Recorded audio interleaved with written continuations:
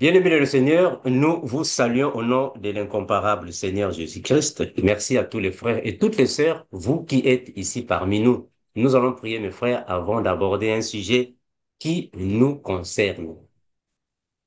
Comment un frère en Christ peut-il avoir en mariage une sœur, ou une femme, si vous voulez, ou comment une sœur en Christ peut-elle avoir alors son mari, ou comment un papa ou une maman qui est dans la foi chrétienne peut marier leur enfant. Nous allons prier avant de commencer. Père incomparable, nous te remercions, toi qui es Seigneur et Dieu, toi qui fortifies, garde et protège tes enfants. Nous te remercions, Seigneur Jésus, car tu nous connais tel que nous sommes. Tu diriges tes enfants, Père, et tu nous consolides de la foi. Garde encore et toujours. Ton puissant nom, Père, nous allons prier et nous disons Amen. Mes bien-aimés, merci pour votre présence. Nous remercions le Seigneur de ce que nous sommes ici encore une fois de plus pour parler des choses du royaume. Bon, dernièrement, le frère Philippe m'avait répété ou rappelé que euh, comment est-ce que nous pouvons exhorter nos bien-aimés concernant le mariage pour tous ceux qui aspirent au mariage. Parce que nous avons constaté que nous avons plusieurs frères et sœurs qui, concernant le mariage, n'ont vraiment pas trop de notions par rapport à la doctrine de Jésus. Comment se marier? Avec qui? Et quelles sont les étapes à suivre? Bon, les gens peuvent se dire que, bon, pourquoi le sujet du mariage? Bon, nous sommes déjà au temps de la fin. Il y a déjà des guerres de partout dans le monde, donc la fin du monde. Non, mes frères, c'est important. Nous devons savoir des choses pareilles parce que cela nous aide. Bon, mes bien-aimés, on doit d'abord comprendre que tout le monde ne peut jamais se marier de la même manière. Tous les hommes ne vont jamais se marier de la même manière. Ce n'est pas parce que Dieu a dit à Osée, va prendre une femme prostituée, alors Dieu dira à tous les hommes de la même manière. Ce n'est pas parce que c'est le Seigneur qui a dit à Joseph de prendre Marie pour femme, alors tous les hommes, non, cela va dépendre. Dieu ne travaille pas avec tout le monde de la même manière. Nous qui sommes dans la foi chrétienne, un frère en Christ ne peut que se marier avec une sœur en Christ. Un frère en Christ ne peut jamais prendre une femme de l'extérieur. Sinon, ça va causer beaucoup de dégâts dans la famille, dans sa foi chrétienne. Certes, il y a certaines femmes qui sont à l'extérieur, sont bonnes, ça c'est vrai. Mais sauf que par rapport à la parole, par rapport à la doctrine de Christ, un frère en Christ doit avoir une femme qui est sa sœur dans le Seigneur. C'est très important, afin que vous deux, vous puissiez avoir la même foi, les mêmes enseignements, la même fraternité, le même Seigneur et la même marche. Ça réduit, cela réduit les problèmes dans le foyer. Bon, maintenant, si vous êtes un frère du GEC, bon, vous prenez une femme qui est chez les témoins de Jéhovah. Ah, mais bien aimé, vraiment, c'est chaque fois que vous allez revenir, non, nous avons ça, nous avons ça, nous avons ça. Bon, toi, tu es une sœur en Christ, mais tu vas accepter un frère qui est dans une autre foi. Attention, ici, je ne parle pas à tous ceux qui sont déjà mariés. Parce que ceux qui sont déjà mariés sont obligés de suivre les procédures de la Bible et de voir comment régler leur foyer. Ça, c'est un autre cas. Tu t'es déjà marié avec une personne qui est dans une autre foi. Vous n'avez pas les mêmes enseignements. Vous n'avez pas la même conception dans la foi. Ça, c'est un autre cas. Ici, nous sommes en train de chercher d'éviter à nos frères qui ne sont pas encore mariés de se mettre dans de tels mariages. Parce que pratiquement, nous avons plusieurs retours. Il y a trop de retours, mes frères. nous avons plusieurs retours qui sont liés à la foi, à la marche, dont les couples de nos frères et de nos sœurs. Donc, pour éviter ça, mes frères, revenons à la parole, revenons à la doctrine de Christ. Si réellement tu es encore célibataire, tu aspires au mariage, alors il faut suivre les démarches de la Bible. L'homme quittera son père, sa mère et va s'attacher à sa femme. Mais cette femme-là doit être une femme qui réellement doit être observée au préalable. Il faut l'observer au préalable. Et aussi un frère en Christ. Si tu veux avoir une sœur pour femme, tu dois être prêt. Tu dois te préparer. Comment est-ce qu'un frère en Christ qui ne travaille pas, mais tu veux une sœur en Christ? Ça ne va pas donner. Avant d'avoir une femme, toi-même, tu dois d'abord être capable de se responsabiliser que la femme qui est avec moi, c'est moi qui vais alors lui donner ceci et cela. Et mes frères, nous avons beaucoup écouté les hommes, nos frères, de partout dans le monde, dans l'Église, revenir à nous dire que non, bon frère, moi, tu sais, moi, quand j'ai connu ma femme, bon, elle était encore jeune,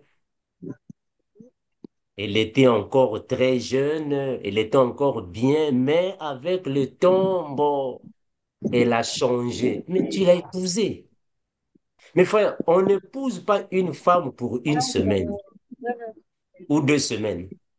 Quand on épouse une femme, c'est pour toute la vie que vous allez rester ensemble. Donc, aussi longtemps que la foi est là, il faut marcher avec la foi. Alors, le Seigneur ne va pas donner les révélations, les visions à tout le monde. Bon, moi, je cherche une femme, alors je vais d'abord dormir.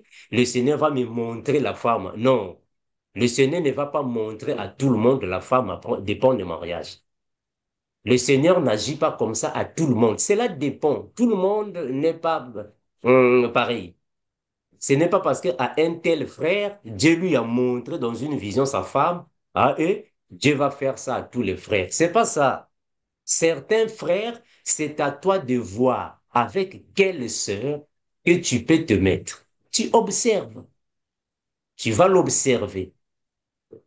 Tu vas examiner. C'est alors que tu commences avec les démarches. C'est comme ça que le frère, voilà pourquoi le frère Paul, quand il était en train d'exercer son ministère, la majorité de ses compagnons de service étaient des hommes mariés. C'était des couples qui travaillaient avec Paul, la majorité. C'était des frères. Donc, on comprend que les frères se marient avec les sœurs parce qu'ils ont la même foi, les mêmes enseignements, les mêmes conceptions, pour éviter qu'il y ait alors d'autres choses dans le foyer. Bon, toi, tu es un frère en Christ, mais tu as une femme qui est encore attachée aux pratiques du village. Comment est-ce que vous allez vivre ensemble avec la foi? Bon, toi, tu es un frère en Christ, tu pries au nom de Jésus et elle prie au nom de Marie. Mais vous êtes dans une même maison. Vous allez évoluer comment? Vous allez évoluer comment? Toi, pendant que tu pries au nom de Jésus-Christ, bon, lui, il prie au nom de Jéhovah. Bon, mes frères, ça, ce sont des tribulations dans les foyers, hein. Donc, à ceux qui sont encore célibataires, qui ne se sont pas encore mis dans le mariage. Donc, il est temps de prendre vos gardes afin de savoir avec qui vous pouvez alors vous lancer dans le mariage. Il faut être prêt. Il faut être prêt. Donc, un frère qui ne travaille pas ne peut pas chercher une femme à se marier. Parce que tu ne travailles pas. Comment est-ce que tu vas chercher une femme à se marier si tu ne travailles pas? Mes frères, on va prendre quelques passages bibliques. Frère Philippe, nous sommes dans la Bible, hein. Mais partons d'abord dans la loi. Qu'est-ce que la loi nous dit?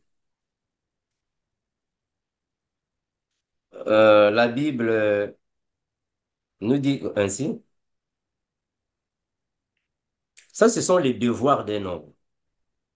Exode chapitre 21, le verset 10. Qu'est-ce qu'on dit là-bas? Exode chapitre 21, verset 10. Il est écrit, s'il prend une autre femme, il ne retranchera rien pour la première, à la nourriture, aux vêtements et au droit conjugal. Ah, gloire à Jésus. Mais bien aimé, au fait, ce passage de la loi, c'est un passage qui sert pour toute la vie, aussi longtemps que nous sommes ici sur la terre. Pour toute la vie, aussi longtemps que nous sommes ici sur la terre, ce passage-là sert. C'est la responsabilité de l'homme. C'est l'homme qui est responsable de ceci. Donc, l'homme doit garantir cela à la femme. La nourriture, le vêtement et le droit conjugal. C'est l'homme qui doit pourvoir ça. Bon, maintenant, si déjà l'homme est incapable de le faire, faut même pas penser au mariage. Faut pas penser au mariage. Bon, un homme qui vit d'abord chez ses parents, mais tu veux une femme pour épouser. Est-ce que tu es capable de prendre au mariage cette femme? Et après, vous allez dire, non, bon, la femme soit soumise. Non, la femme ne peut pas être soumise si toi, tu ne l'aimes pas. Hein? La femme est soumise quand le mari l'aime. Mais aimer une femme, c'est quoi? Aimer une femme ne signifie pas dire chérie, je t'aime. Non. Ça, c'est pas aimer une femme seulement. Ça s'arrête par là, chérie, je t'aime. Non. Cette femme-là doit se retrouver. Elle doit se retrouver. Donc, il ne faut pas seulement dire, bon, la femme soit soumise. Oui, elle sera soumise, mais est-ce qu'elle trouve ses droits dans le mariage? Hein? On va lire ça. La Bible va dire ainsi. Frère Philippe, nous sommes dans les Écritures. Éphésiens 5, 25. Qu'est-ce qu'on dit là?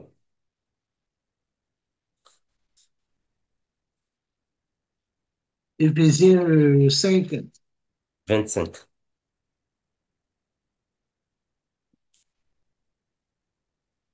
Éphésiens 5, verset 25, la parole de Dieu déclare, Marie, aimez vos femmes, comme Christ a aimé l'Église et s'est livré lui-même pour elle. Voilà, on prend aussi 22, femmes. 22, femmes, soyez soumises à vos maris comme au Seigneur. Voilà, mais bien aimé, ici, le frère Paul est en train de rappeler en réalité que ça, ici, il s'agit des couples dans le Seigneur. Les couples dans le Seigneur. Les couples dans le Seigneur. Donc, un couple dans le Seigneur marche de cette manière. Alors, pour nos frères et nos sœurs qui ne sont pas encore en couple, nous sommes ici en train de parler par rapport à cela, pour ne pas tomber dans les tribulations qui peuvent surgir après. Donc, mes bien-aimés, c'est comme ça que ça se passe. Il est toujours bon, chaque jour, l'homme, la femme et les enfants à la maison. C'est là que commence en réalité la première fois. L'homme et la femme à la maison, vous organisez vos séances de prière, vous priez à la maison, vous partagez les Écritures à la maison, parce que vous avez la même foi. Alors, à nos frères qui sont encore célibataires, qui veulent se mettre dans le mariage, les premières choses à faire, c'est premièrement être prêt. Il ne faut jamais demander au Seigneur, Seigneur, je veux me marier.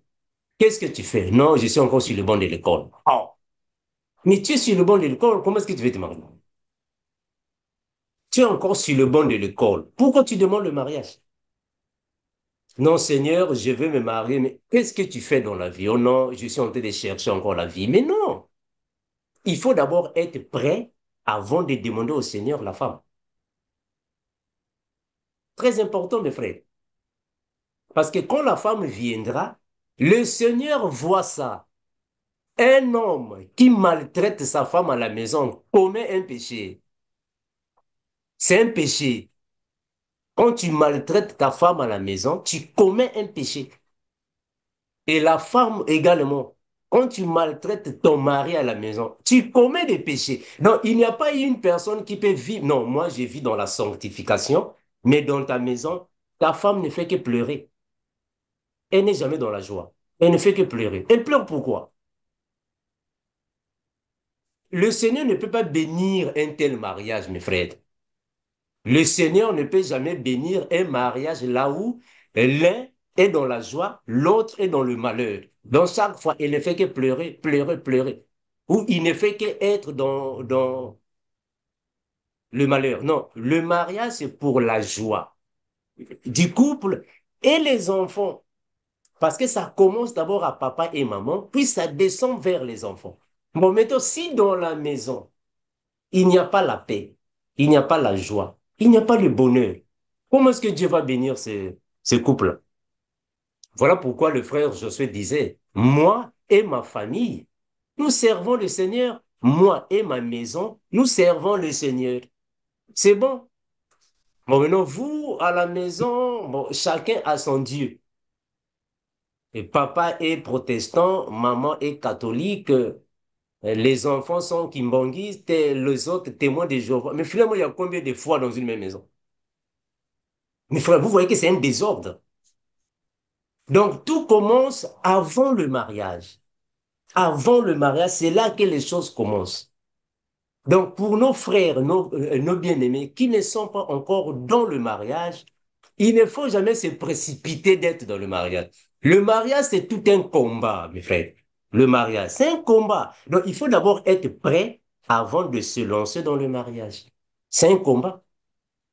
Hein, mes frères? Comme j'ai toujours dit à plusieurs de mes frères qui partagent avec moi en privé, je l'ai toujours dit, mes bien-aimés, vous qui êtes encore les jeunes, il ne faut jamais prendre une femme à distance. Sinon, vous risquerez d'être comme le frère Armando.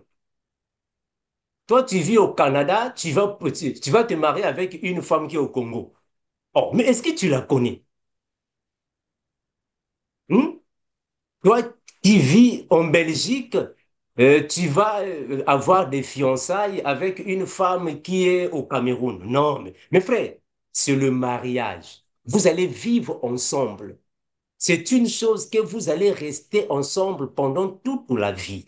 Donc, il faut prendre ton temps de la connaître, de l'observer, de l'examiner, de vous examiner. C'est important. C'est important. Donc, on ne peut pas vivre dans la foi chrétienne. Alors, tu as une femme que c'est ton oncle qui m'a donné ça. Comme aujourd'hui, on fait maintenant dans plusieurs églises. C'est pas comme ça. On doit connaître la personne quand on va se marier avec elle. Ce n'est pas de l'aventure. On doit connaître avec qui se marier. On doit observer la personne. On doit examiner la personne. C'est pendant ces temps-là que nous saurons comment est-ce que ça fonctionne. Comment est-ce que vous serez ensemble. C'est très important, mes frères. Donc, évitons, mes frères, de chercher de nous mettre nous-mêmes dans le joug alors que tu seras incapable de t'en sortir. Après, ce sont des inquiétudes qui viendront après. Non. Donc, mes bien-aimés, surtout à nos frères qui sont encore célibataires, il ne faut jamais se précipiter de se marier. Préparez-vous. Quand vous êtes en train de vous préparer, c'est alors que viendront les étapes du mariage. Nous avons déjà enseigné sur le mariage et vous connaissez cela. Il ne faut jamais avoir une petite amie qui va rester avec toi pendant longtemps. Vous allez tomber. Non, bon, on s'est connus, ça fait déjà 1 an, 2 ans, 3 ans, je l'observe. Mais tu vas commencer à l'observer pendant 1 an, 2 ans, 3 ans, 4 ans. Vous êtes des humains. Vous pouvez tomber. Donc tout ça, il faut prendre ça en compte, mes frères. Il faut prendre ça en compte. C'est très important. C'est pour éviter de se mettre dans un mariage là où chaque jour, ce sont des inquiétudes. Chaque jour, des inquiétudes. Parce que c'est le cas aujourd'hui maintenant. Nous recevons beaucoup de frères et beaucoup de sœurs qui sont dans la même situation. Frère Armando, moi je mène la vie de sanctification, mais dans ma maison, il n'y a pas la paix. Moi je suis chrétien, mais dans ma maison, vraiment, ma femme, frère Armand, mais c'est tout à fait normal parce il, il faut d'abord consommer le temps-là. Il faut observer ce temps-là d'observation.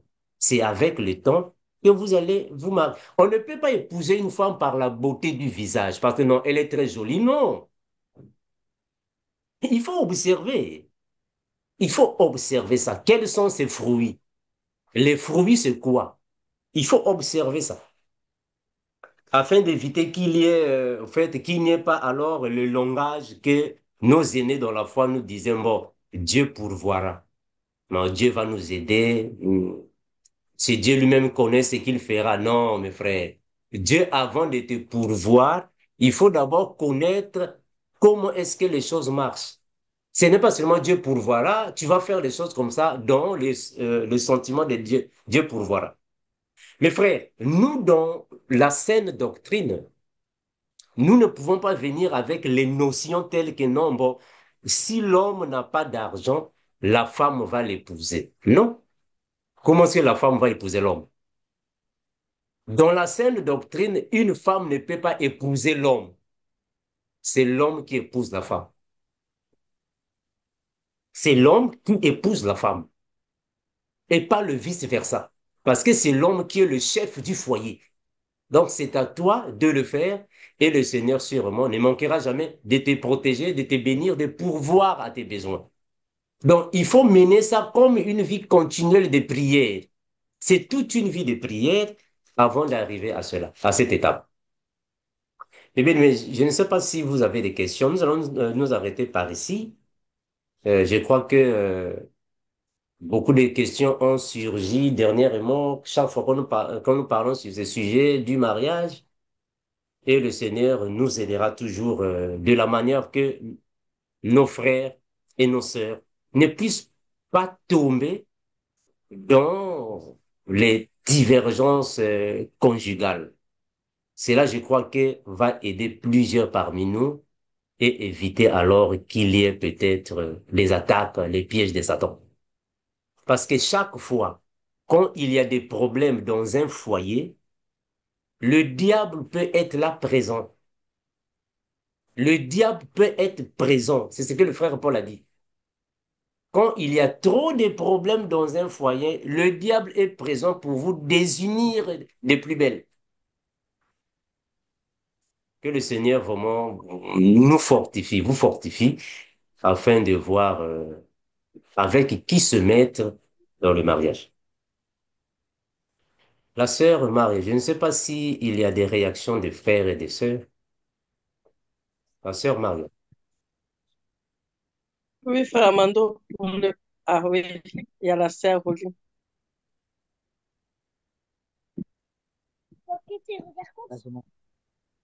La sœur Roline, salut. Merci. Soyez bénis, mes frères et sœurs. Je suis la sœur Pauline. Euh, je fais vraiment partie de ce thème qui vient d'être développé par le docteur Armando. Je suis célibataire et j'ai 64 ans. Mhm. Ça ne paraît pas peut-être. Mhm. Alors, ma question, j'aurais peut-être deux questions à poser, mais la toute première, c'est que euh, est-ce qu'une femme chrétienne qui pratique la parole de Dieu, qui suit vraiment euh, la sanctification et tout ce qui s'ensuit, peut rester célibataire? Merci, ma sœur Roline. On Je va veux dire une femme âgée. Mhm. Mhm. Ok. Je vais rester célibataire. Merci, ma sœur Roline, pour la première question. On va d'abord lire un passage avant de répondre. La Bible va dire ainsi. Le frère Philippe, prenons la Bible, on va lire un passage juste. J'espère qu'on venait de lire ça, non? On venait de lire ça, je crois. Ok. La Bible va dire ainsi. Nous sommes dans les lettres du frère Paul, 1 Corinthiens 7. Frère Philippe, nous sommes dans 1 Corinthiens chapitre 7, le verset 8. Qu'est-ce que le frère Paul va dire? 1 Corinthiens 7, 1 Hein? Corinthiens 7 au verset 8, Et 9. 8 et 9. Oui.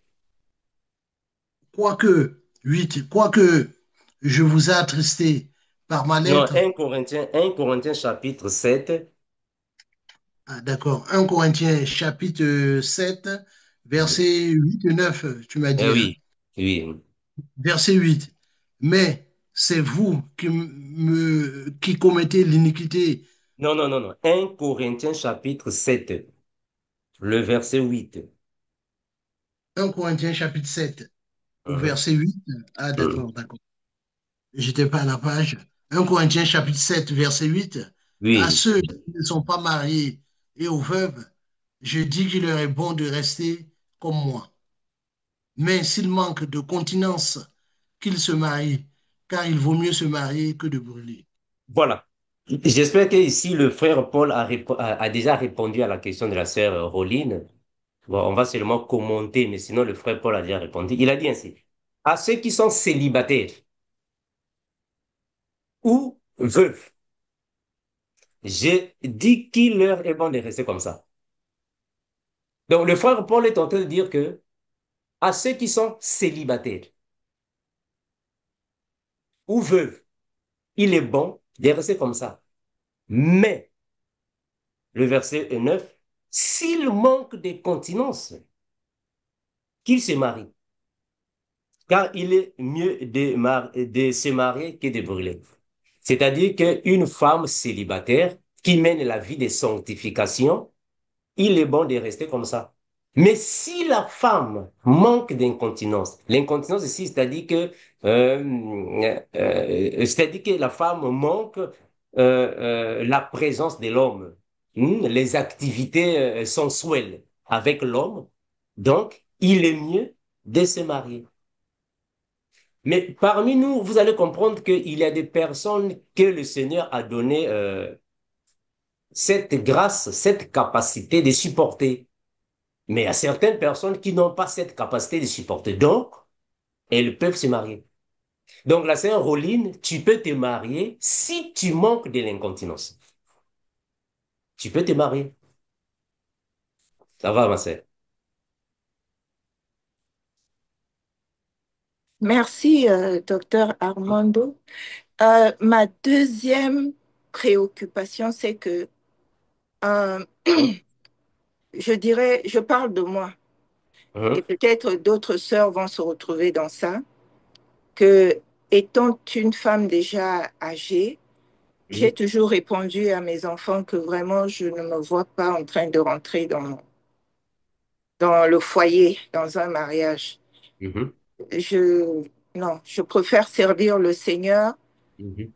euh, étant célibataire OK. parce que Mhm. je suis fatiguée déjà, mon corps est fatigué. Mhm. Oui, à mon âge, je ne me vois pas en train de rentrer dans un mariage. Alors, Mhm. est-ce que c'est un péché?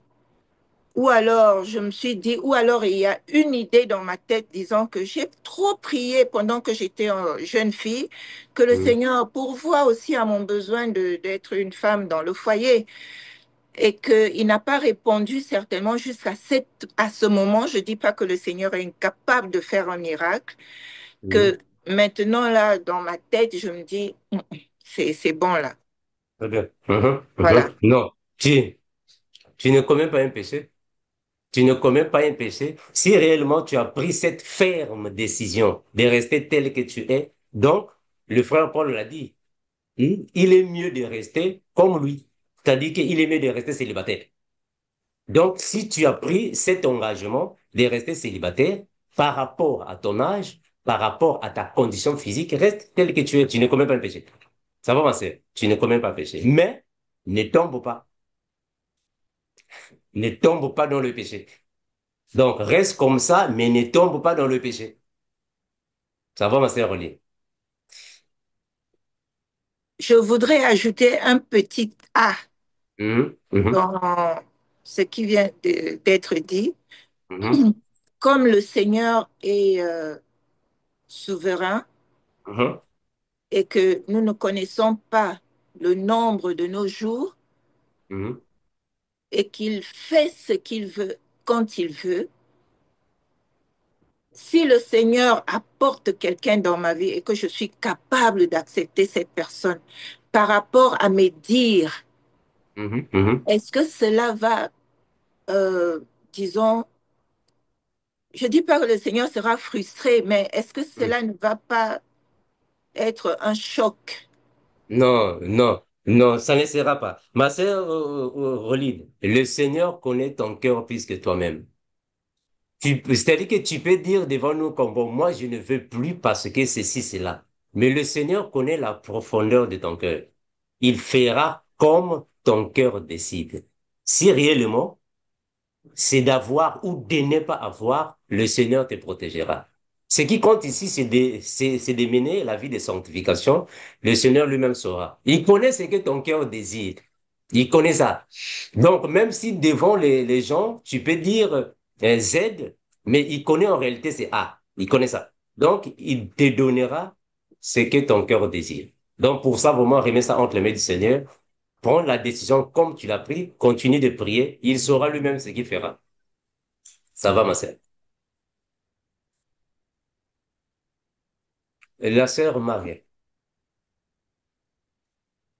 Oui, frère Armando, nous n'avons pas de main levée, il n'y a pas de question. Voilà. Le frère Philippe, je ne sais pas s'il y avait quelques questions, comme tu as voulu que nous puissions prendre le sujet. Oui, moi je voulais rebondir un petit peu là-dessus par rapport à l'enseignement que tu as donné. Et justement, quand tu as dit qu'il faut que le bien-aimé et la bien-aimée partagent la même foi. Moi, je voulais rajouter que, effectivement, parce que on peut dire, on peut avoir tendance à dire que, bon, parce que une personne qui fréquente une autre assemblée, et elle est chrétienne, et pourtant, bon, mais ça peut aussi causer des difficultés, des problèmes par la suite dans le couple. Mais il est Hmm. recommandé, c'est ce que la Bible recommande également, que ce soit un frère ou une sœur qui fait partie de la même assemblée que nous. Parce que je vais donner un exemple. Par exemple, un frère qui se marie avec une sœur, qui aspire au mariage et qui prend une sœur qui fait partie d'une autre assemblée et que dans cette assemblée-là, par exemple, l'enseignement qui est donné et on dit, par exemple, à cette sœur là-bas que et quand elle prie, elle n'est pas obligée de porter le voile.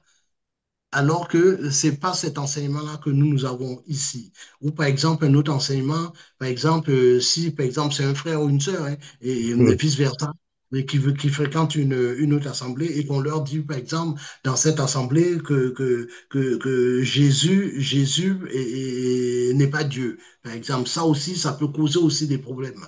Donc c'est pour ça il est recommandé que ce soit un frère, un frère qui épouse une sœur qui fait partie de la même assemblée.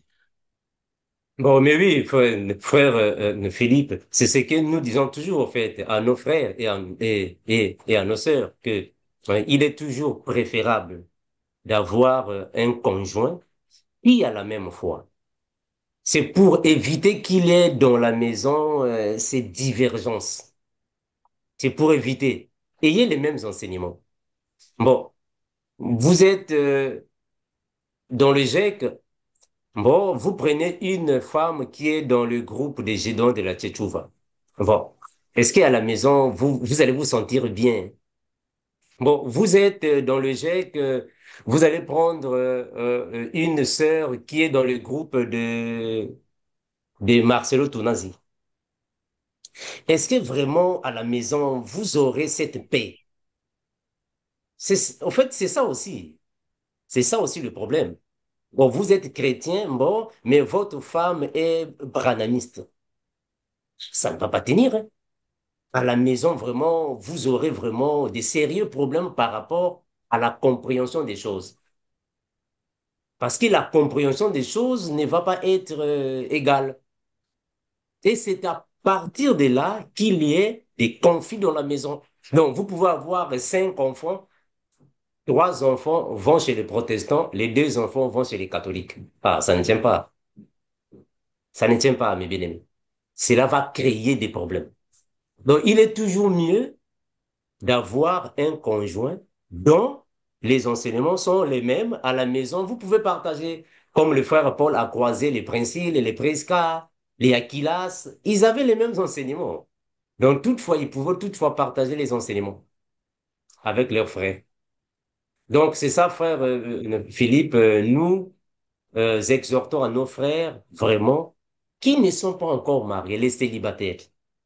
Vraiment, il ne faut jamais se précipiter. Il faut prendre le temps parce que vous allez passer toute la vie, tout le reste de la vie ensemble, pour éviter qu'il y ait beaucoup de choses maintenant dans le foyer. Comme nous voyons maintenant aujourd'hui, nous qui sommes dans des pays, moi je ne sais pas quoi là, les mariages qui se passent ici.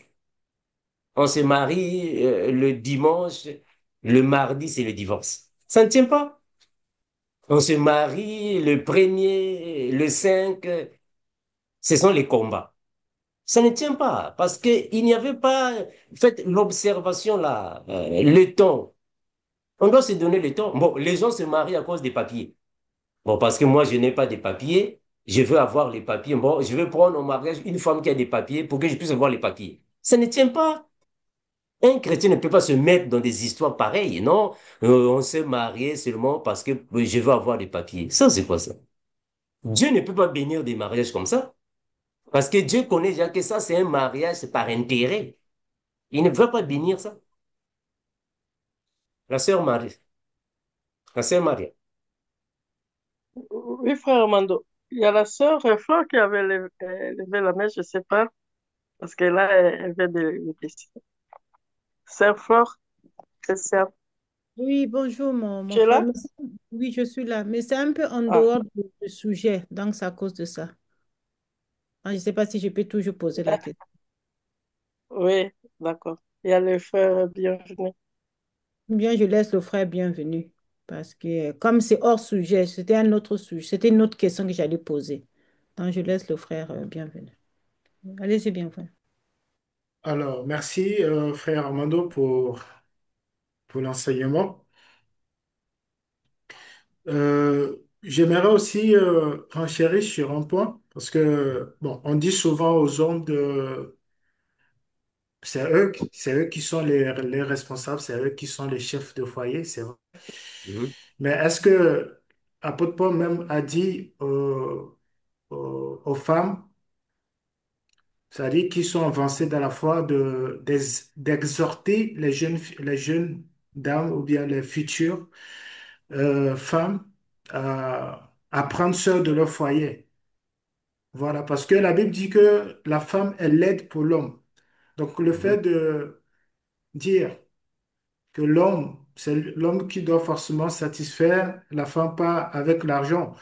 Il y a certaines femmes qui le voient comme, c'est comme si tu fais miroiter l'argent à la femme, c'est comme si l'argent fait tout. Il y a beaucoup de nos mamans ou beaucoup de personnes que j'ai côtoyées qui ont dit que, voilà, normalement, le couple se fait à deux. La Bible dit que deux personnes ne peuvent marcher sans se mettre en commun accord. Cela relègue la question que le frère Philippe aussi vient de poser.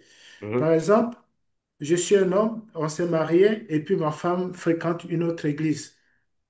Je ne peux pas me marier avec une femme qui fréquente une autre église. Normalement, la femme suit son mari là où son mari va parce que c'est lui le chef.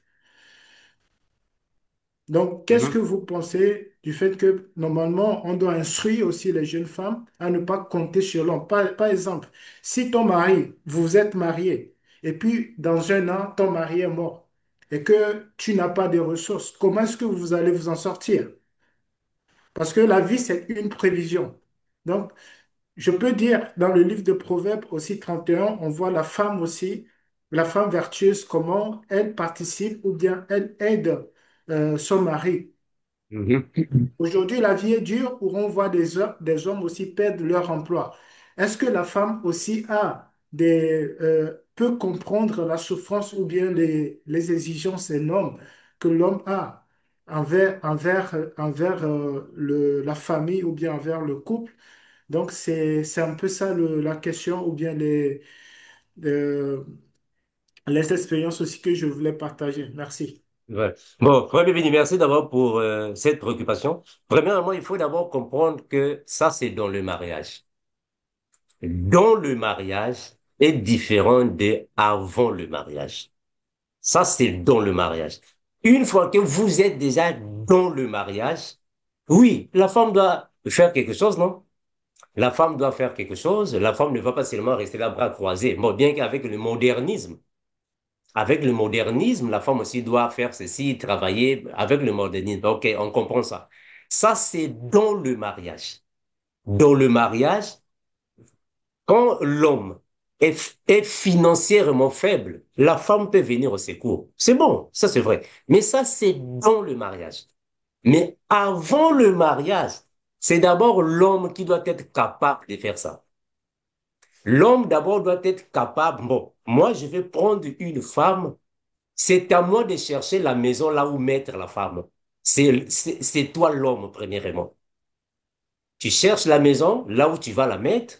Tu dois la nourrir, tu dois la vêtir. Avant le mariage, ça, c'est la notion de l'homme. Une fois que vous êtes déjà dans le mariage, c'est alors que la femme ne va pas rester comme ça, bras croisés, non? Elle doit faire quelque chose. Ça, c'est vrai. Ça, c'est le frère Paul qui va dire ça à Tite, que les femmes âgées aussi doivent assister les jeunes femmes concernant les travaux domestiques.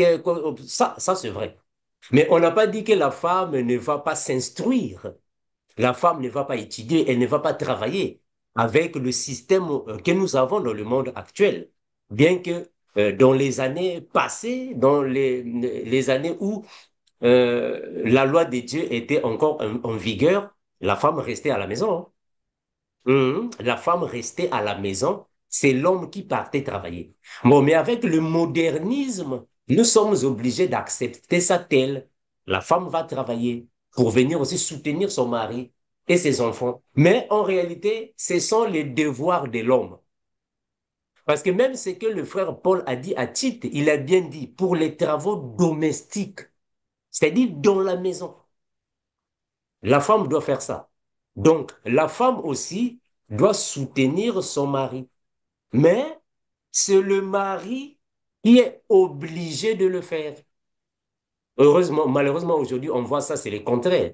Il y a même des hommes qui sont mariés par les femmes.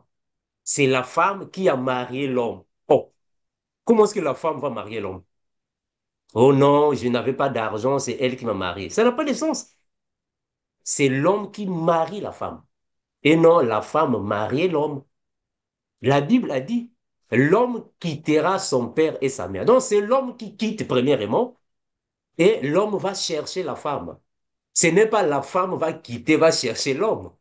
Non, ça c'est le contraire des choses. Ça c'est le contraire, mon frère Bévini. Ça va, mon frère?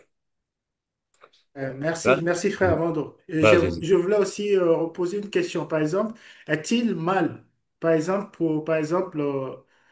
je suis un papa avec ma Mhm. famille, j'ai donné naissance et puis j'ai mes enfants, mon enfant, mon fils voudrait se marier et puis nous avons une grande maison. N'est-il pas possible que mon fils, quand lorsqu'il a les moyens d'épouser une femme, je peux lui dire qu'il peut rester dans la grande maison, il n'y a pas de souci. Avec sa femme, il n'y a pas de souci. Bon, ça, cela peut être le besoin de l'homme. Cela peut être le besoin du Mhm. papa. Mais si nous venons dans la doctrine, c'est pas bon. Mhm. Il doit aller former sa famille. OK? On ne peut pas les retenir, on ne peut pas retenir sa famille, non. Il doit aller former sa famille. Super. Ça va, mon bien-aimé? Bien, Parce que merci. tu sais, toi, tu es papa, tu vas prendre ta belle fille, tu la mets dans la maison. Les femmes peuvent devenir des rivales, hein, et ce sont des problèmes qui peuvent surgir, hein. Donc, pour éviter toutes ces contradictions, ces conflits, il faut les séparer. Mais en cas de moyens aussi, bon, vous savez, les moyens aussi, le côté financier, ça se fait comprendre. Mais sauf que si on vient dans la doctrine, non, il faut leur donner l'indépendance. Parce qu'un couple doit être indépendant. Ça va, mon frère? La sœur Marie. Bien, merci. La Oui, sœur Marie. frère Armando, nous donnons la parole à la sœur Zoé. Que soyez bénis. Je ne sais pas si vous m'attendez. Très bien, ma sœur. Très On te bien, ma reçoit. sœur. Oui, en fait, je voulais rajouter pour faire Amando, parce que Hmm. moi, c'est un témoignage en tant que sœur en Christ. Je suis pas digne en tout cas, mais vraiment, ce que frère Amando s'est dit tout à l'heure, moi, c'est pour rajouter pour nos frères, nos sœurs qui ne savent pas encore ce que le chemin qu'ils doivent traverser, parce que pour moi-même, je suis témoignage de situation sur une personne qui n'est pas en Christ et vous vivez ensemble. Et moi, j'étais dans cette problème-là. Vraiment, aujourd'hui, ce que je vous dis, c'est que j'ai traversé des déserts. Voilà.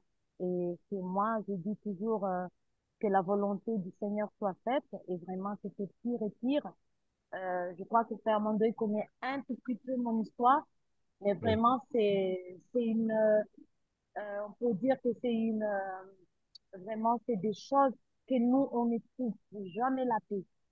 Parce que même envers tes enfants, c'est capable de avoir vraiment que quelqu'un que tu as partagé ta vie et vous vivez ensemble, même si votre propre enfant ensemble, et donc il est capable de faire des choses derrière, même envers les enfants.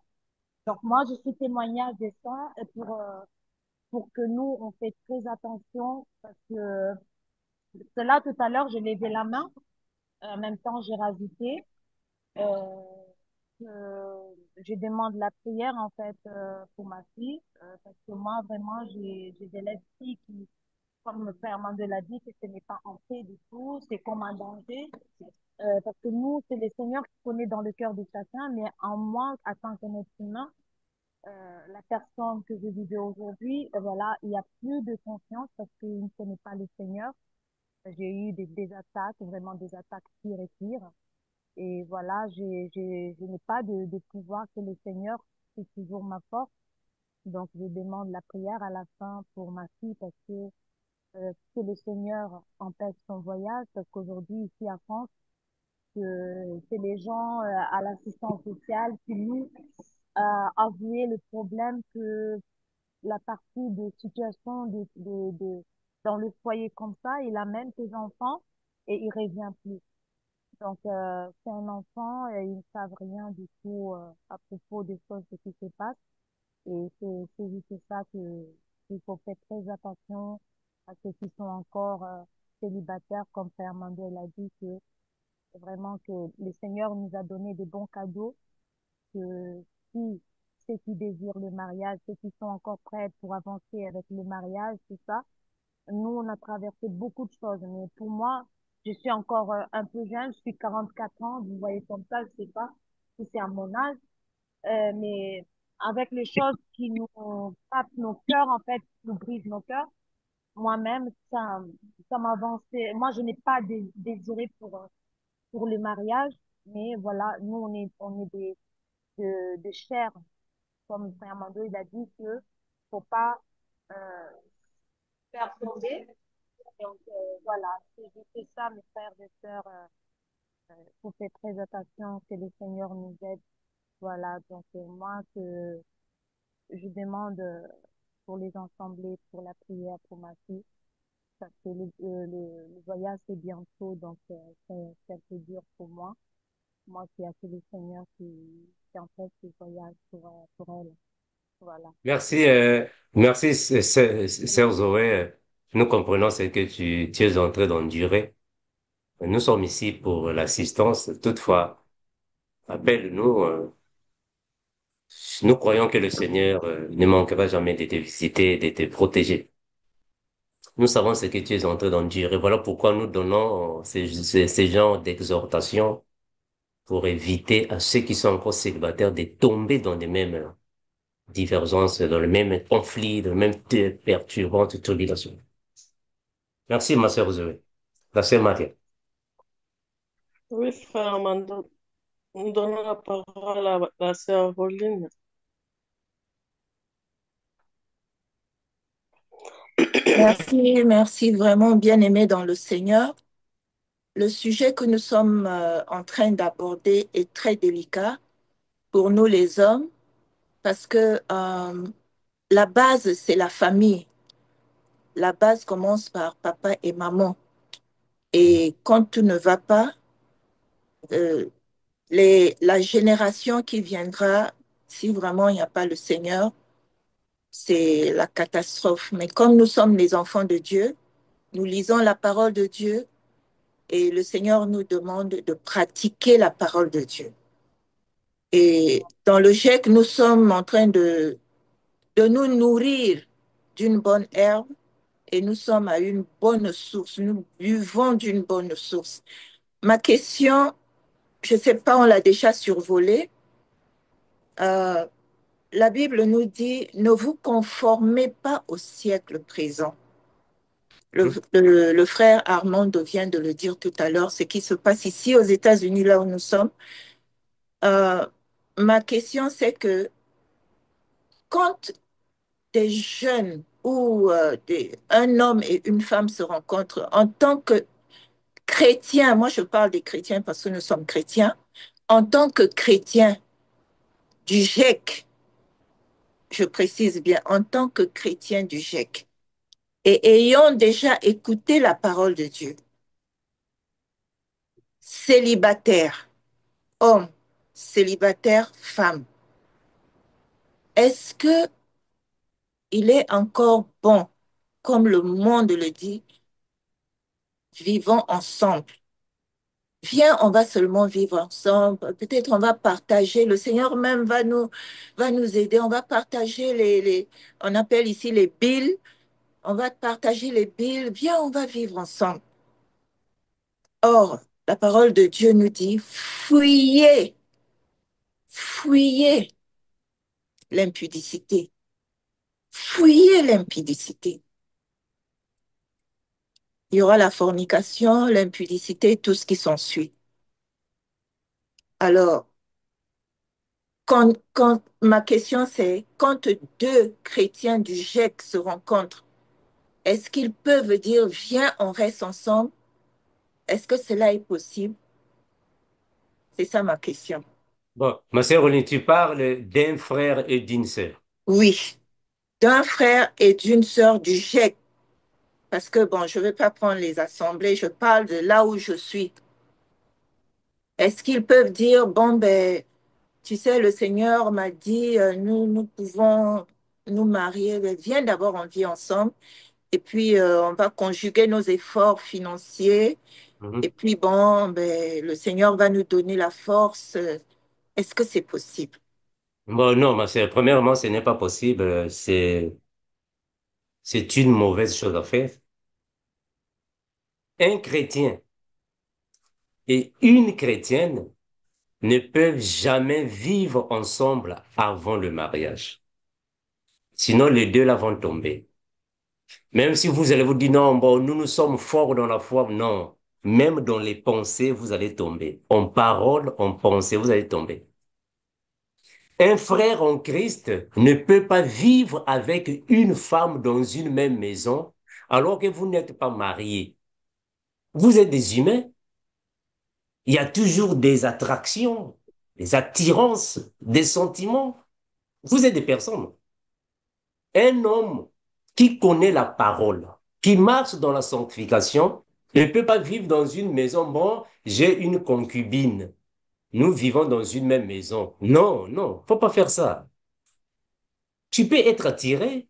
C'est par là que le diable peut profiter.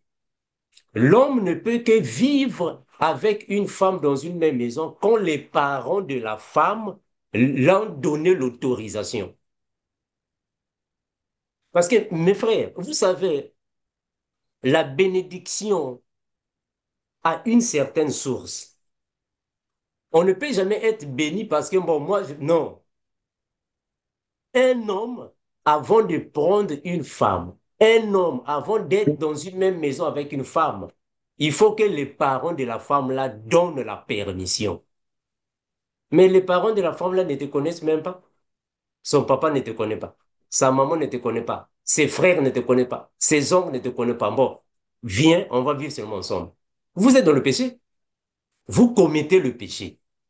Donc, il ne faut jamais se dire, comme on était dans les églises protestantes, bon, non, bon, on va seulement rester ensemble, on va commencer à faire les enfants. Un jour, Dieu va nous aider. Et vous donnez le verset biblique, non, Dieu pourvoira. Oh, donc vous donnez des versets qui ne correspondent pas. Dieu ne peut pas pourvoir alors que vous êtes dans le péché. Donc, il faut au préalable se marier avant de vivre ensemble. Donc, même si vous vous rencontrez ici, bon, on s'est rencontrés ici aux États-Unis, tu te rencontres ici aux États-Unis, tu te rencontres en Europe avec une sœur en Christ, tu vas dire à la sœur, mon sœur, tu sais, nous deux, nous sommes des chrétiens, bon, on va pour nous partager le même appartement pour que nous puissions, en fait, commencer la vie ensemble et avec le temps, Dieu va nous aider. Vous allez tomber. Voilà pourquoi même au temps des fiançailles, quand un frère passe par les fiançailles, ou soit la connaissance des parents, l'observation d'une femme, il faut éviter d'être ensemble seulement vous deux dans un coin. Vous êtes seulement vous deux dans un coin, sous un arbre, dans la nuit. Vous êtes dans un coin sous un arbre la nuit.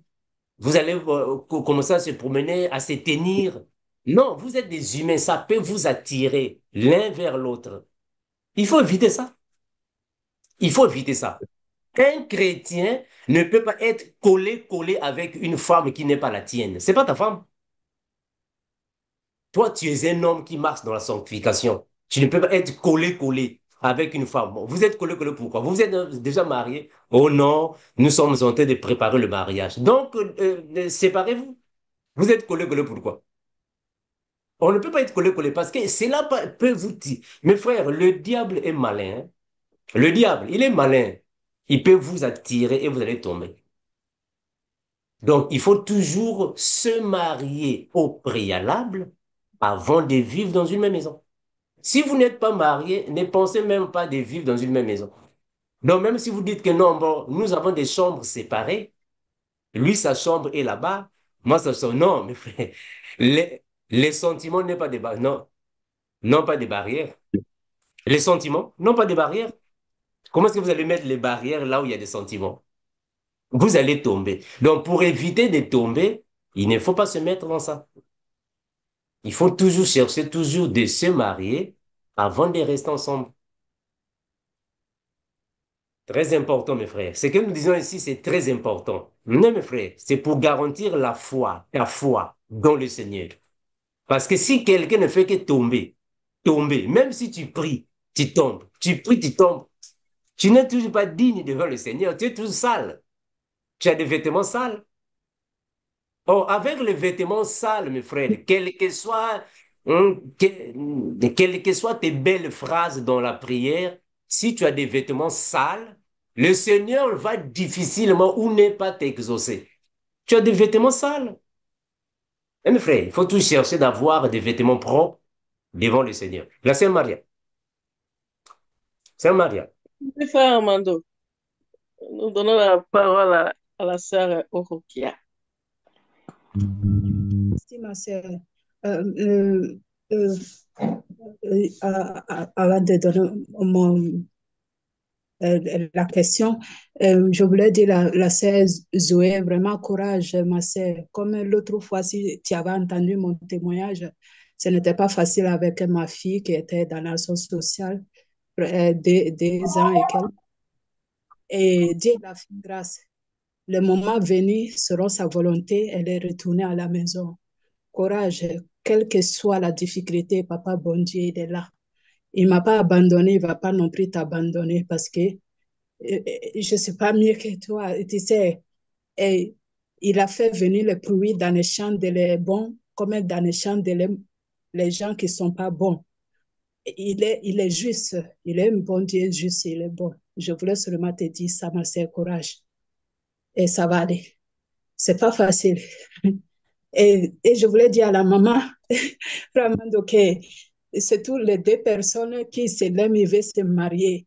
Même déjà, même on est dans notre maison et l'homme, il est dans sa maison tellement que, bon, vous l'aimez que vous voulez se marier. Et c'est dangereux d'aller s'habiter dans la même maison. Y a, ça, y a, non, c'est impossible. C'est impossible. Même déjà, la femme à la maison, chez sa famille, et que l'homme, il est dans sa maison de la famille, et il pensait, il lui plaît, il y pensait dans toutes les manières. Donc, en mettant ensemble dans une maison, c'est dangereux. Et mon question, c'était, Ando, aujourd'hui, nous, les chrétiens en Christ, et que nos enfants, on en a indiqué quand ils sont petits en Christ, ils ont prié avec nous, on les a enseignés, on en a mis les sèmes jusqu'à ils sont arrivés dans les âges de naissance. Maintenant, arrivés dans les âges de naissance, là, et qu'ils commencent maintenant à délaisser la prière, ils commencent à s'éloigner, ils commencent à s'éloigner, et puis à la fin, alors qu'on dit il ne faut pas les obliger pour prier. Parce que sinon, il va venir devant Dieu qu'il est en train de prier devant toi pour te faire plaisir à toi, mais son Père n'est pas là. Bon, maintenant, ces enfants-là, c'est une réalité. Ce n'est pas toutes les familles chrétiennes que les enfants sont grandis en chrétien jusqu'à dans les mariages qu'on est en train de parler de se marier en chrétien. Donc, ça là, c'est une réalité qu'on vit.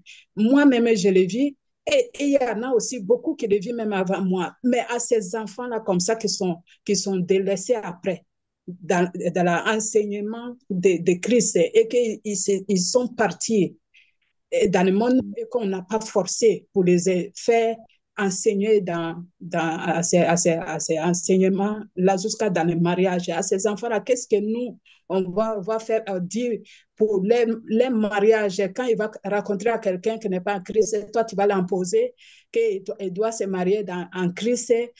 Tu sais que c'est une chose, c'est un combat difficile, on a besoin de le conseiller dessus.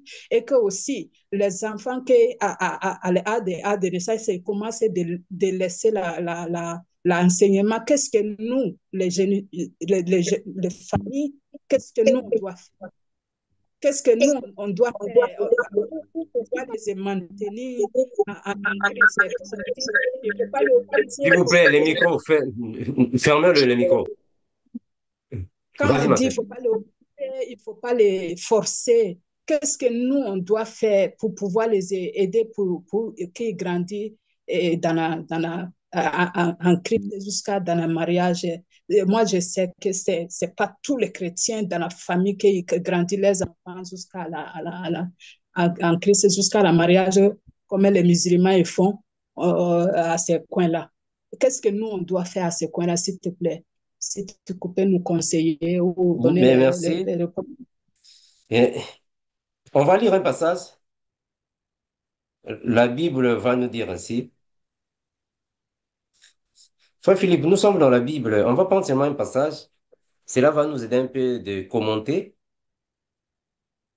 Proverbe chapitre 22, le verset 6. Frère Philippe, Proverbe 22, le verset 6. Proverbe 22, verset 6. Instruis l'enfant selon la voie qu'il doit suivre, et quand il sera vieux, il ne s'en détournera pas. Merci, mon bien-aimé. Bon, mais bien aimé, vraiment, ici, nous ne sommes pas en train de donner la révélation. On ne donne pas la révélation, on va prendre la lettre. Hein? On va prendre la lettre. Vous savez, mes frères, ça c'est vrai, c'est que la sœur Orokia venait de dire. Dans notre siècle présent, il est difficile d'encadrer les enfants. Il est vraiment difficile et c'est une situation qui se passe dans plusieurs familles, même dans les familles des hommes de Dieu. Quand les enfants atteignent un certain âge, ça devient très difficile de les maîtriser. Ça, c'est vrai. Mais ce qui est vrai, l'enfant, quand il est encore petit, parle l'enfant des choses de Dieu. Enseigne à l'enfant la voie de Dieu. Quand l'enfant va atteindre un certain âge, ça c'est vrai, l'enfant peut ou ne pas se détourner. Mais quand il y aura des tribulations dans sa vie, il va se rappeler de papa et maman. Il va se rappeler de papa et maman. En fait, papa me disait ça, maman me disait ça. Au moins là, tu es quitte. Parce qu'en réalité, nous élevons les enfants, on éduque les enfants, nous prions pour nos enfants. Il faut toujours prier pour les enfants. Quand les enfants vont commencer de grandir, ils grandissent avec la parole. Papa m'a parlé de ça, maman m'a parlé de ça. Quand l'enfant va se mettre avec les enfants du monde, l'enfant est parti. Mais bien aimé, rassurez-vous, un enfant qui s'est perdu dans le monde, un enfant qui s'est détourné est parti dans le monde. Quand il arrive au jour de sa détresse, il va se rappeler de papa et maman. Papa m'avait dit ça, maman m'avait dit ça. Plus cela va commencer à répéter dans sa vie, l'enfant va commencer petit à petit à revenir à son bon sens. Donc, c'est tout à fait normal, ce que nous croisons aujourd'hui. Ça, c'est vrai. Tous les enfants ne vont pas suivre la même voie de leur papa, de leur maman. Ça, c'est vrai. Ils vont tous se détourner. Mais quand même, il y a quelques pourcentages de gagner certains enfants. Je crois que nous aussi, nous étions des enfants chez nos parents. Nous aussi, on était des enfants chez nos parents. Ce que papa disait parfois, beaucoup parmi nous aussi négligeaient. Mais arrivé à un âge adulte, on se dit quoi, non, moi ça, mon père me disait ça aussi. Maintenant, c'est moi qui dis ça à mes enfants. Donc, cela est resté avec toi. C'est ce que en fait, Salomon voulait dire. Il faut apprendre à l'enfant la voix du Seigneur. Hein, quand il sera vieux. Donc, c'est-à-dire, quand il sera vieux, l'enfant à un certain âge avancé, il va se rappeler de papa et maman. Donc, quand même, vous avez contribué dans sa vie en quelque chose. Si l'enfant détient les paroles de papa et maman, les met en pratique, gloire à Dieu. Mais si l'enfant ne les tient pas, ne les met pas en pratique, toi, ne te culpabilise pas de quelque chose. Tu es un papa, tu es une maman, tu pries pour tes enfants, mais tes enfants vont dans les boîtes de nuit, tes enfants vont dans les fêtes du monde, mais toi, papa, toi, maman, tu pries, tu es dans la sanctification. Toi, continue de prier. Continue ta sanctification. Le Seigneur verra toi ce que tu fais pour cet enfant-là.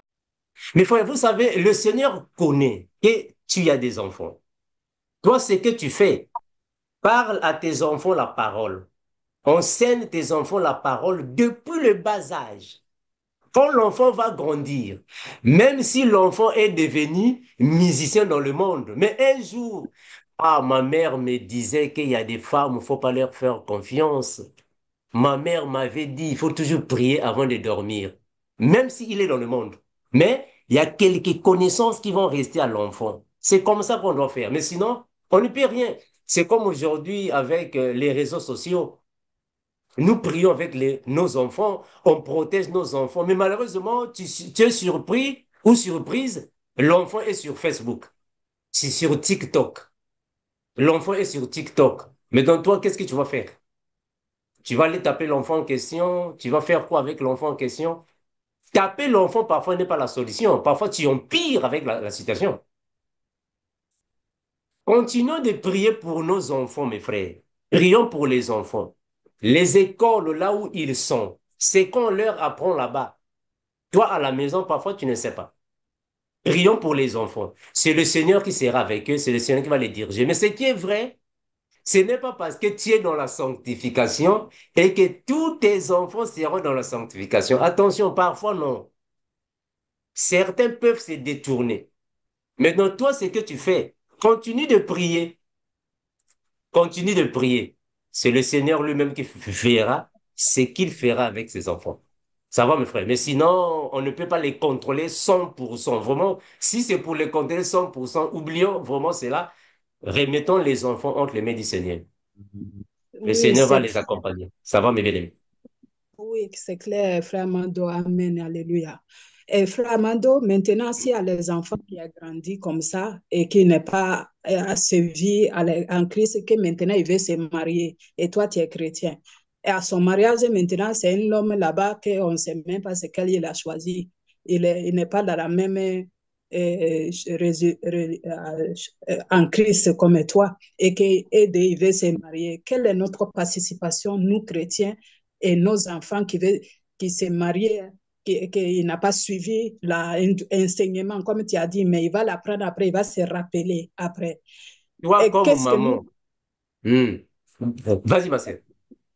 nous, comme la famille chrétienne, et que Hmm. nos enfants n'ont pas grandi dans tout, non, et que maintenant ils sont grands, il veut se marier, il a choisi quelqu'un là-bas, et qu'il se connaît que la personne n'est pas aussi en Christ, et Hmm. qu'elle ne pratiquait pas, et que maintenant, toi qui es la maman ou papa ta fille ou ton fils, et quelle est notre participation dans les mariages? Parce que les mariages comme ça arrive aussi à nous, toujours à chrétiens, tout ça arrive à nous.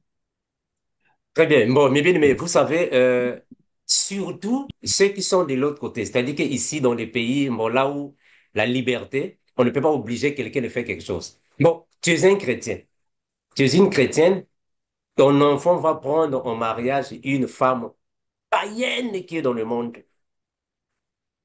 Ton enfant va accepter un homme qui est païen dans le monde. Il ne connaît pas les choses de Dieu. Toi, maman, toi, papa, qu'est-ce que tu fais? Tu appelles l'enfant, tu parles avec l'enfant. Mais en parlant avec l'enfant, tu l'exhortes, mon fils, puisque c'est elle que tu as choisie. La Bible nous dit ceci et cela. Vous avez grandi ici dans la maison. Ce que je vous disais, c'est ceci et cela. Moi, ce que je sais par rapport à la parole de Dieu, c'est ceci et cela.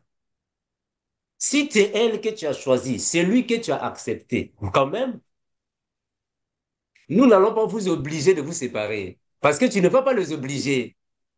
Parce que dans certains pays, ça devient encore des problèmes. Tu ne vas pas les obliger. Parce que même si tu les obligeais, là où ils vont se croiser là-bas au coin de la rue, toi, tu ne seras pas là-bas. Donc, tu ne vas rien faire. Parfois, elle devient encore enceinte à la maison. Tu ne fais rien.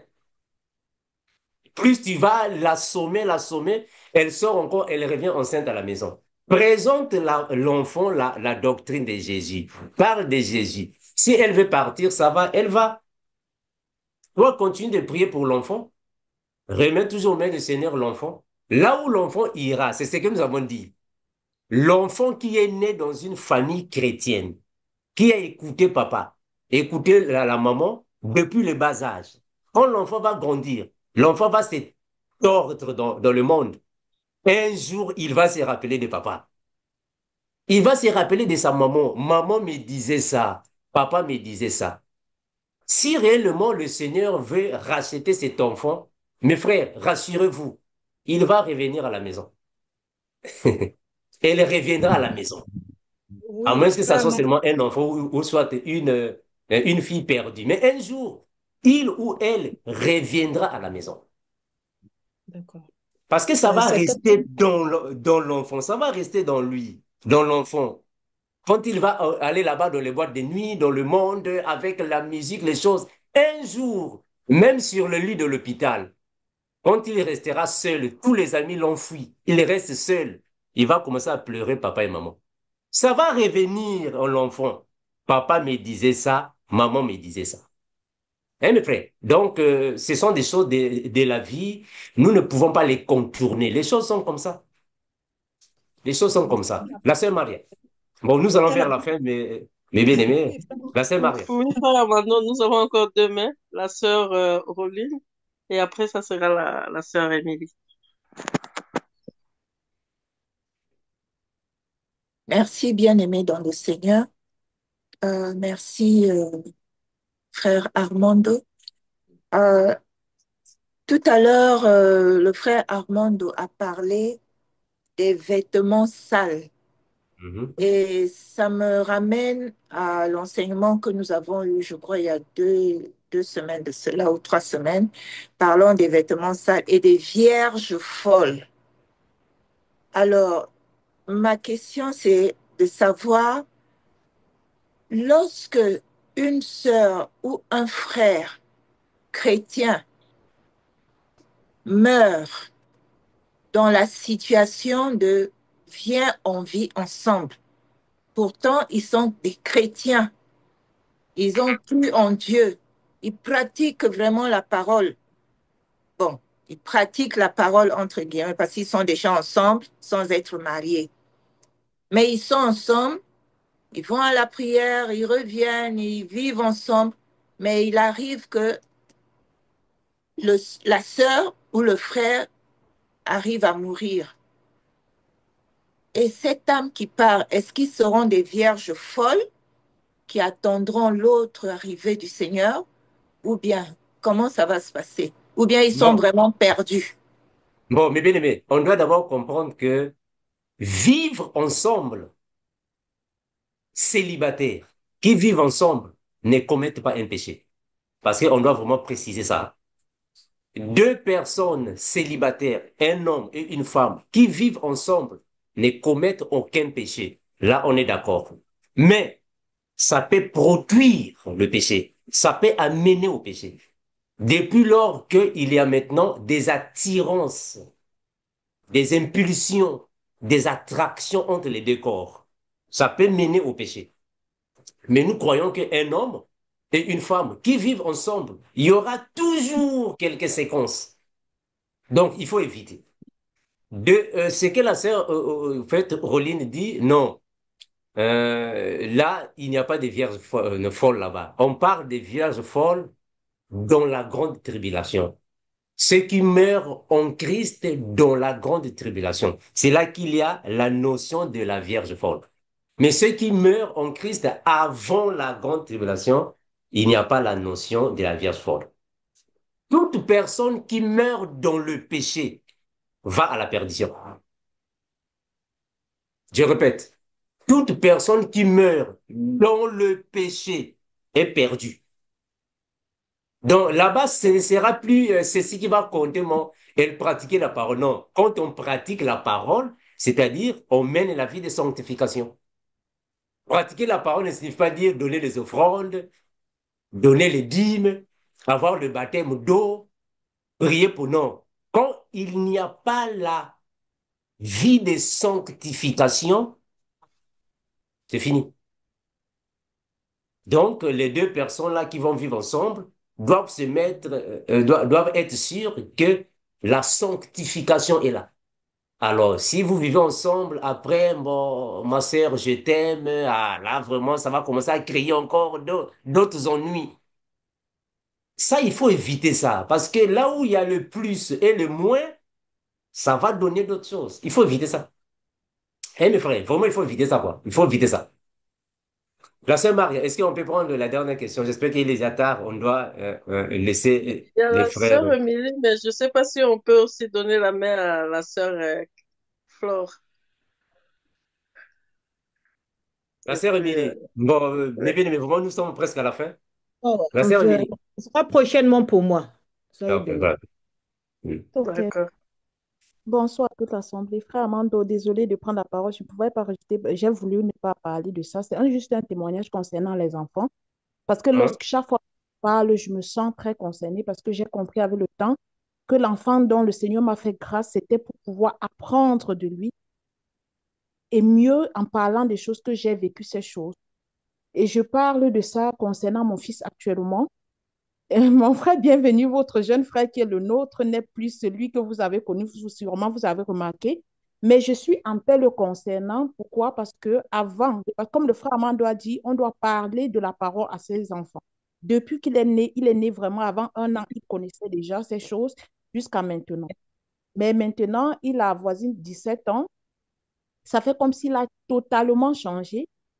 Totalement changé. Et pendant que je priais, ça a été un processus. Ça veut dire que euh, le Seigneur m'a montré ces choses avant que ça ne vienne. Ça veut dire qu'il m'a préparé pour cela. Parce que avant même ce comportement, comme les mamans, nous avons tendance, nous prions pour nos enfants et ça veut dire que nous combattons même dans la prière pour nos enfants. Même quand nous dormons, c'est nous qui faisons face à ce qui leur arrive.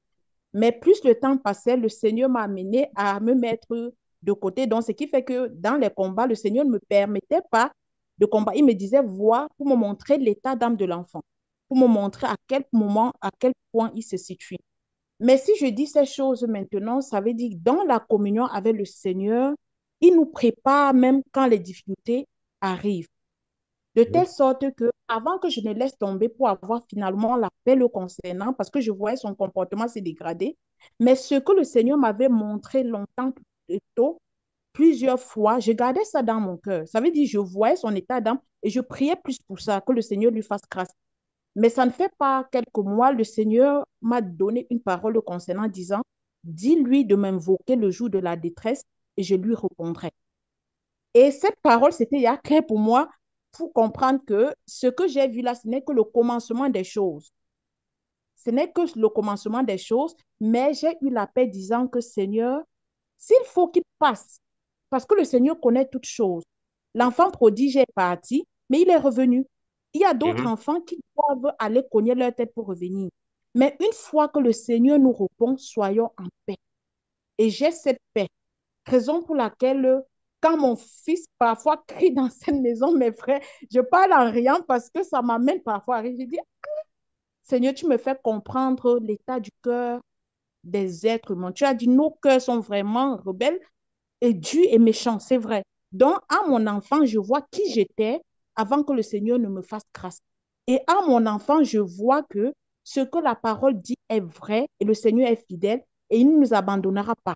Mais que notre communion avec le Seigneur soit, euh, soit régulière ou bien intense, je ne sais pas, soyons en communion avec le Seigneur. Il ne va pas permettre que des choses viennent qui dépassent nos forces et faisons-lui confiance lorsqu'il dit, laisse, j'ai ça au contrôle, laissons, qu'importe le temps que ça doit faire. Donc, mon frère, bienvenue. Je ne sais pas si j'ai été surprise que vous n'ayez pas remarqué parce que j'ai fait appel à vous plusieurs fois, mais le fait qu'il se soit totalement mis à part, j'ai cru que vous avez constaté, juste pour nous dire que c'est à ce point-là où même la parole qu'il comprenait, ça lui fait du bien, mais ses désirs ont changé. Mes jeunes Mhm. sœurs, je ne suis pas mariée, mais le Seigneur m'a fait grâce d'avoir un enfant pour pouvoir en parler avec connaissance de cause, ayant vécu cela. Soyez fortifiés, mais que votre communion avec le Seigneur soit sincère et stable, de telle sorte que s'il y a une parole pour les enfants, vous allez les recevoir. Cette parole qui s'adresse aux enfants vous console aussi. Et surtout, faisons ce que nous avons à faire et le reste, le Seigneur s'en occupera car il est fidèle. Soyez bénis, mes frères, et fuyons l'impudicité. Fuyons l'impudicité, fuyons l'impudicité, mes frères. Que nos pensées, que le Seigneur garde nos pensées et nos cœurs vraiment purs, afin que nous soyons irrépréhensibles lorsqu'il reviendra, car c'est son retour que nous attendons. Soyez bénis, mes frères, soyez bénis, mes sœurs. Merci pour la parole, mon frère Amando. Merci, bien-aimé. J'espère que nous allons nous arrêter par ici. Il y a toujours bon, à dire, on va toutefois revenir. Mais bien-aimé, vraiment, nous demandons au Seigneur de vous consoler, vous consolider également, de vous assister, vous visiter, vous perfectionner, bien qu'il n'y a pas de choses faciles dans la vie, mais le Seigneur est toujours là. Confions-nous toujours au Seigneur, donnons-nous toujours au Seigneur. Il connaît les désirs de chacun de nous. Merci mes frères, soyez en paix. Nous sommes ici pour les partages, même en privé. Vraiment, faites-nous signe afin que les Écritures peuvent nous aider, que le Seigneur aussi nous aide, comme il a toujours aidé ses enfants. Je crois que nous allons terminer par ici. La sœur Zoé. Amanda, c'est la prière tout à l'heure. J'ai dit c'est à Ah, la ok, fin. voilà. Voilà. Voilà. Donc, merci mes bien-aimés. Nous allons nous arrêter par ici. Frère Guy, nous allons demander au frère Guy de prier pour la sœur Zoé. Et également, je vais finir la prière pour le GIEC en général. Après, on va se séparer. Je crois qu'il est déjà très tard. Frère Guy, frère, Merci, mon frère. frère- Prions le Seigneur. Seigneur, nous te louons, nous te bénissons, tu rendons grâce. Nos regards sont fixés sur toi, parce que c'est toi, Seigneur Jésus, Seigneur, nous chercher. Mais c'est toi également, Seigneur Jésus, qui a prévu pour nous également des moments favorables. Nous te remettons entre les mains, Seigneur, la sœur Zoé. Tu l'as bénie, Seigneur. Elle qui passe par de la difficulté, elle qui traverse, Seigneur, des moments difficiles. Nous savons, Seigneur Jésus, que ses regards sont fixés sur toi. C'est une sœur, Seigneur Jésus, qui t'aime. C'est une sœur, Seigneur Jésus, qui veut, Seigneur Jésus-Christ, te faire plaisir. Et, Seigneur, nous représentons également ses enfants, Seigneur. Te demandons, Seigneur Jésus, de bien vouloir, Seigneur, garder ces petits-enfants, Seigneur. Tu puisses, Seigneur Jésus-Christ, oh mon Dieu, les préserver de tout mal. Que, Seigneur Jésus, ta main, Seigneur, soit toujours, Seigneur, en train d'agir, Seigneur, dans sa vie, dans la vie de ses enfants également. Oh, Seigneur, pour que, Seigneur Jésus, rien ne puisse arriver, rien de mal, Seigneur, ne puisse, Seigneur Jésus, s'emparer, Seigneur, oh mon Dieu, de la vie, Seigneur, de ses enfants. Garde-les, Seigneur Jésus, c'est tout petit, Seigneur, et permets, Seigneur Jésus-Christ, qu'à l'abri, Seigneur Jésus, oh mon Dieu, de toi, Seigneur, ils soient en sécurité dans tout ce que, Seigneur Jésus-Christ, ils vont faire, Seigneur. Qu'ils soient élevés, Seigneur Jésus, avec, Seigneur Jésus, les regards, Seigneur, fixés sur toi. Oh Seigneur, parce que ces petits-enfants, Seigneur, nous savons, Seigneur Jésus-Christ, que tu les aimes de tout cœur, Seigneur. Merci, Seigneur Jésus. Oh Seigneur, dans cette fête de soir, la maman, Seigneur.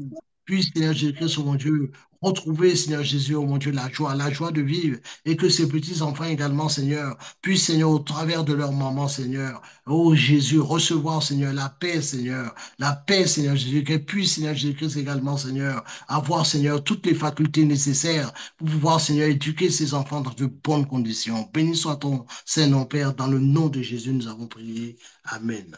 Père éternel, merci infiniment, toi qui fortifies tes enfants. Nous te remercions, Père, de ce que tu protèges tes enfants. Nous te remercions, Seigneur Jésus, de ce que tu nous assistes dans nos difficultés. Tes enfants entre tes mains, Père éternel, car tu connais les préoccupations, les charges de chacun. Et il n'y a que toi, Seigneur Jésus-Christ, qui nous arrache de tout danger. Fortifie encore et toujours, toi qui es l'incomparable, Seigneur. Visite-nous, Seigneur Jésus-Christ, et assiste, Seigneur Jésus, tes enfants, quand chaque fois nous traversons des barrières dans ce monde. Assiste, Père éternel, nos enfants partout là où ils sont, afin que leur cœur puisse être toujours tourné vers toi. Car il n'y a que toi, Seigneur Jésus-Christ, qui est le maître de tout esprit. Fortifie, Seigneur Jésus, nos familles, nos foyers. Soit avec Père éternel, les femmes, les hommes, également les enfants. Afin, Seigneur Jésus-Christ, nous puissions toujours revenir sous tes pieds, afin de reconnaître ta grandeur dans nos vies. Nous te remercions, Seigneur Jésus, toi qui es Seigneur et Dieu, car il n'y a que toi qui parles à tes enfants d'une manière ou d'une autre. Nous te remercions infiniment, Seigneur. En toi seul, Seigneur Jésus, nous avons toute notre confiance parce que tu mérites d'être exalté. Que le règne, la puissance, la gloire et toutes les actions de grâce reviennent à toi seul, l'incomparable Seigneur Jésus-Christ. Nous disons Amen. Amen. Merci mes bien-aimés, à nous revoir le week-end prochain, Christ voulant. Merci et bye bye. Bye bye. Bye bye mes bien-aimés, merci. Bye bye. Merci.